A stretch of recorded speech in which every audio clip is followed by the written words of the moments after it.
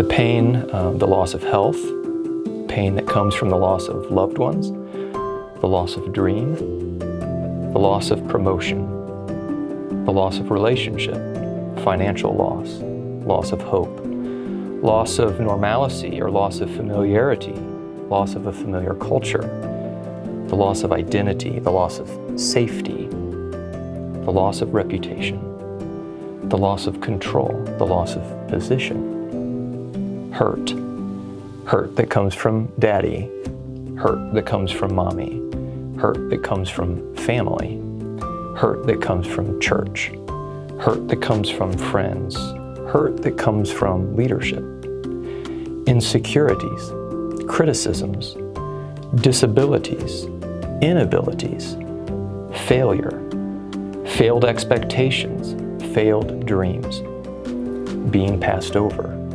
being passed by, being left behind, being forgotten, being ignored, being abused, being misused.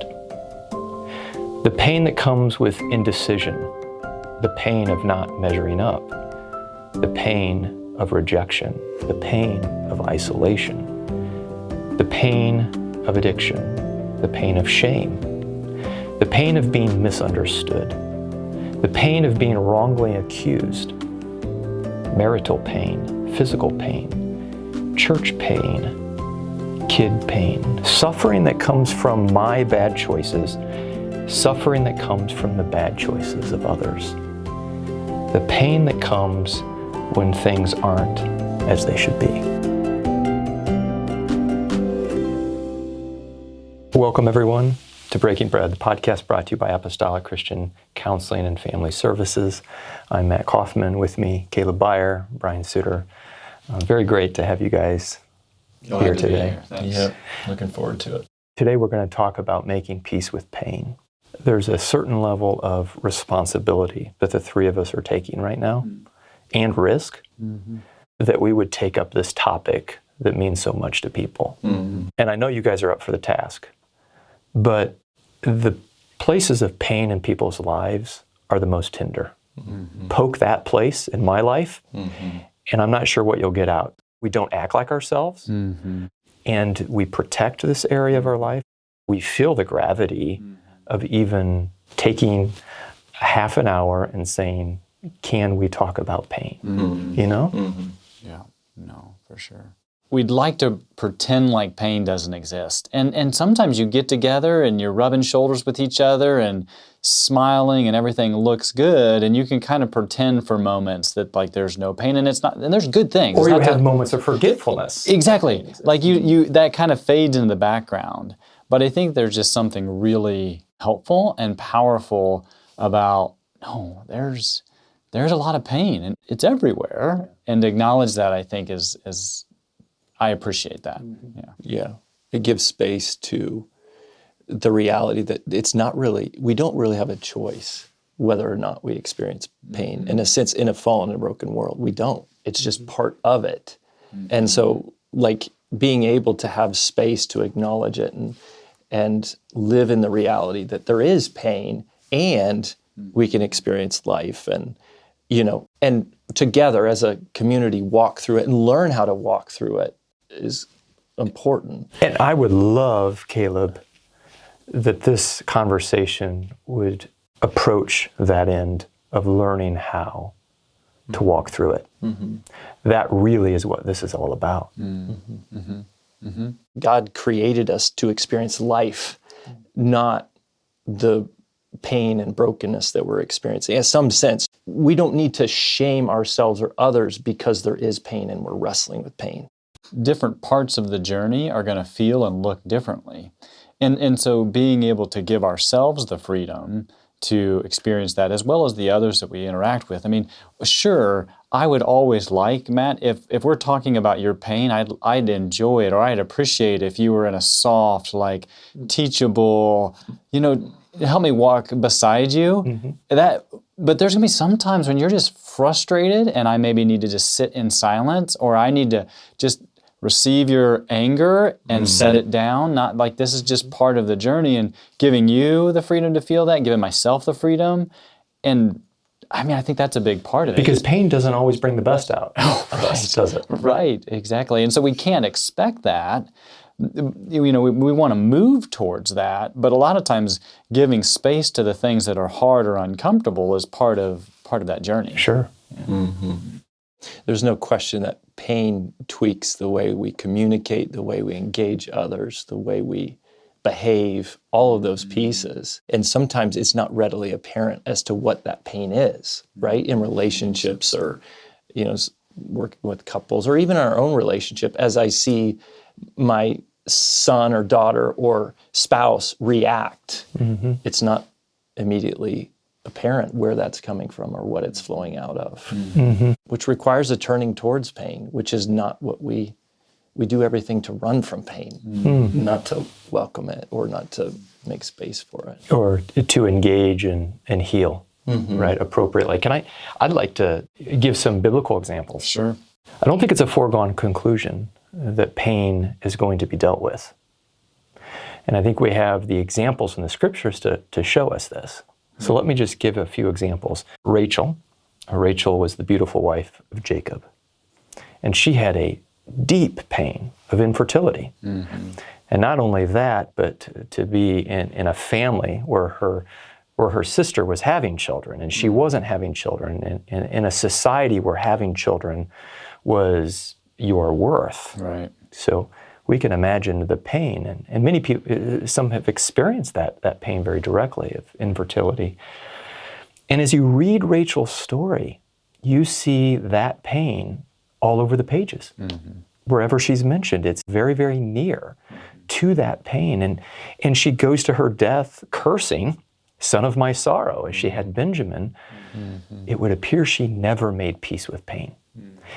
And that then became what she defined herself by, and it became somewhat of an attachment that she orbited very, very closely. And then let's compare that with Leah, who also had a pain, married to Jacob as well. For sure. And her pain was that her husband didn't love her. Yeah. And that she was just used and was, second rate and second best. And imagine for a moment that pain. Right. And you get a sense how much that meant to her. And her first 3 born children were all named according to that pain. And then she comes and names Judah and says, I will praise the Lord. You get a sense that Leah did get to a place where she was able to make peace with pain. And the scriptures are littered with men and women who did or did not make peace with pain. And I think one of the things that comes to mind, even with those 2 examples, is it gives us this picture, again, that we will experience pain. And it's our human tendency is to see our pain and get lost in it, rightfully so. And sometimes we all do that. So it's not a correction to that, but also just a recognition that in our humanness, that we are going to experience pain, and if we're not careful, we'll get lost in it, and that's all we'll see. And somehow in this story here, Leah is able to find her way through it and in a place of rejoicing. Yeah. And I think if nothing else, it gives us a goal to okay, I want to end there. And it's not a foregone conclusion that'll be where I end up, right? Well, when you think about physical pain does not allow you to ignore it. You know what I mean? That's what we use medication for that reason, right? I can't ignore this. For and sure. So pain does that very element, Brian. Right. It screams. Yeah. Well, at one level, that's what's so dangerous about leprosy. And in a sense is that you don't feel pain. And so, you touch things that end up injuring your body. And the same is true, like for us emotionally. At one level, God designed our body to be responsive to pain. We need to be responsive. It's just how is it that we respond to it in a way that it doesn't become consuming and actually feed more pain, in those 2 different accounts that you gave. And further in your metaphor, though, too, Caleb, that the pain does numb us to other things that are important. Doesn't it? It makes us not as responsive. Both Rachel and Leah, when they were in the height of their pain, were not responsive to other areas of their life. I think what's hopeful about that is, even as you think about culture, Like there is a, I mean, it's true of all of us, but also how do you just eliminate pain and do it through pleasure? That's one way to try to, eliminate pain is just pursue pleasure, which we know doesn't work, but sounds really wonderful, right? If I can experience pleasure. But I think the hopeful thing about Leah in that story, Matt, is that actually you can experience worship and life in the midst of pain. Like at one level, her pain wasn't resolved, right? It wasn't like, oh, Jacob, It didn't go away. It didn't go away. It was not fixed. Yes, correct. But she was able to experience God's presence and worship of him even in the midst of that reality that was still there. Mm-hmm. I bet if we looked at the most lucrative businesses in this world, they very much minister to pain. Think about the drug industry, illegal drug industry, all of the things that we salve ourselves with addictions and otherwise, right? We're talking about major business here. Major business on humankind is dealing with pain. And so that's why I think this conversation is so important. Right. Because we're going to do something with our pain. And again, I think it speaks to who we are as humans. That our pursuit, I think, in many ways, is comfort and ease. Like we want paradise restored today, and we will, in many cases, do whatever it takes to get to a place that at least the feeling piece of that is restored, where that I don't feel what I don't like to feel. And to know that, again, puts, I think, in a position to be able to make peace with pain rather than to remove pain. And those are very different goals, but I think that's what both of you are talking about. That's so important for us to put our finger on. And so that, in a way, is helpful, is hopeful that there is a good place that doesn't require plan A, which means get rid of the pain. Am I right about that? Yeah. And it doesn't mean that my circumstances just have to change, that I've got to change all of the stuff out there. That, again, that can be our tendency, whereas it seems like Leah, she had to have changed something in here, the meaning that she put to things and where she started to focus, something had to shift there to end in a different spot, because it wasn't like out here was paradise restored for her. Because Jacob never, we don't really have that evidence that that ever turned around. It's like in that piece of that the pursuit of eliminating pain actually becomes more pain-inducing. Exactly. Because it entraps, and that's what we see, I guess, in Rachel, right? As it entraps her. Versus when Leah, there is a shift. Right. Because if our big goal is something that we cannot actually achieve, then it becomes hopeless, and that just begets more pain and more pain. And again, we're not saying in any way, hopefully where we started would clarify that, we're not saying that this is easy. We're saying that this is really painful and this is really hard.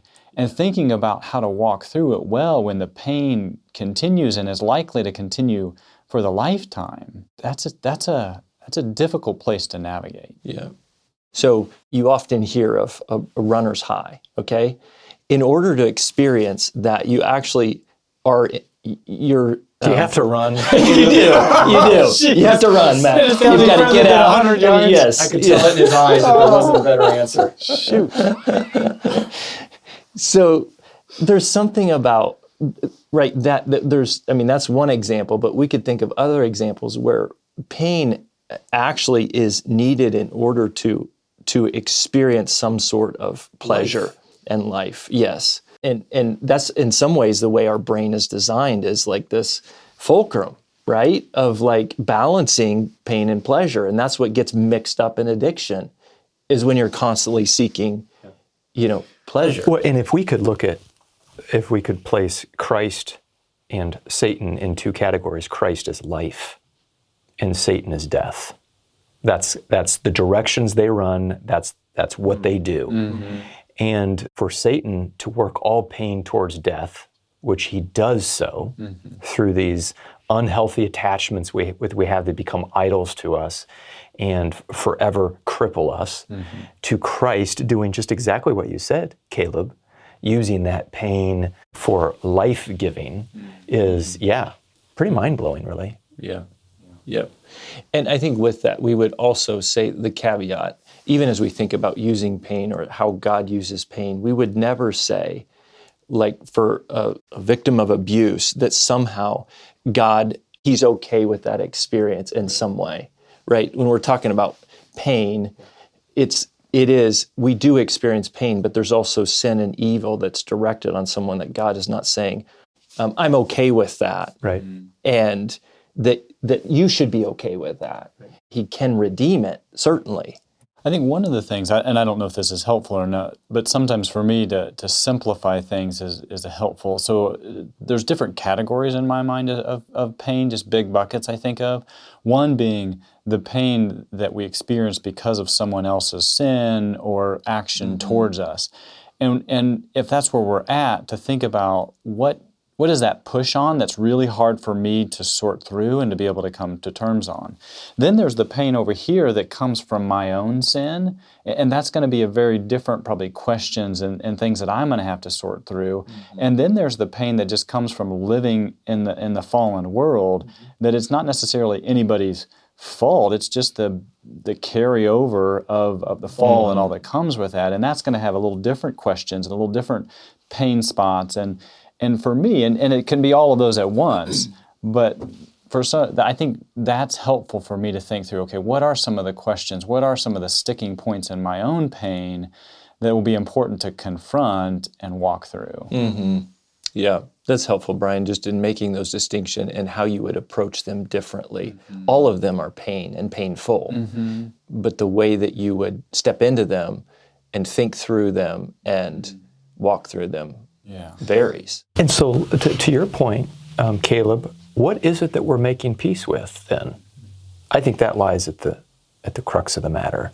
What are we making peace with? And what does making peace with pain mean?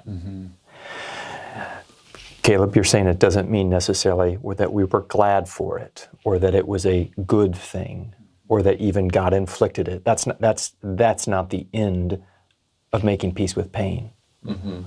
What is making peace with pain then? So that's my question.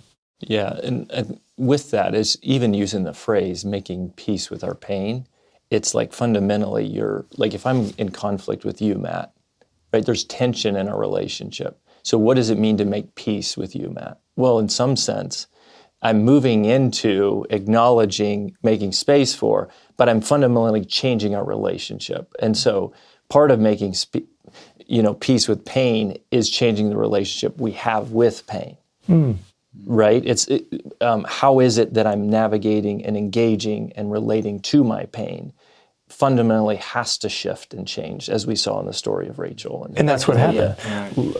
Leah got a different relationship with her pain, and Rachel was stuck in that relationship. I think that's hugely helpful. Yeah, no, I think that's really good. And I think in some ways what it makes me think of is it helps, part of the journey is shifting from I want to get rid of the pain to how do I engage life now as the person God's called me to be. And that's no easy task, but I think that's a target. Yep.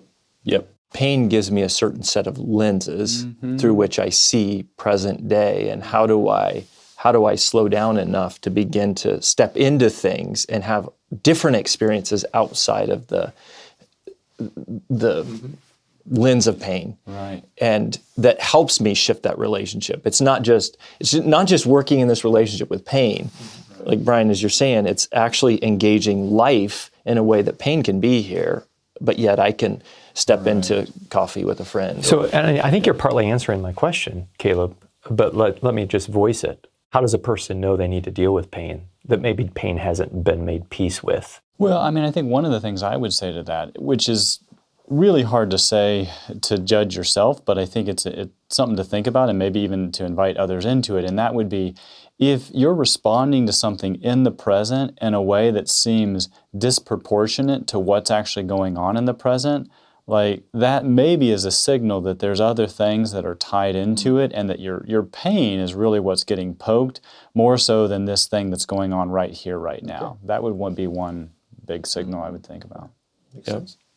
And avoidance is another one. Even if, I mean, in some ways, avoiding those things that you would typically engage in as a result of, not experiencing pain. And I have this image in my mind of my son who, cut his knee, and when he was recovering, like all of us do, you protect that wound. Yes. And so there's a lot of energy expended in protecting those sensitive parts of where we're hurt. Yeah. And so being aware of the choices that we make, as a result of that pain and how much that's operating. And sometimes that's more apparent with people in our community than it is with us. Right. Yeah. So maybe the question is engage people. Sometimes we know. Right, yeah, and they might be able to shed some light on that.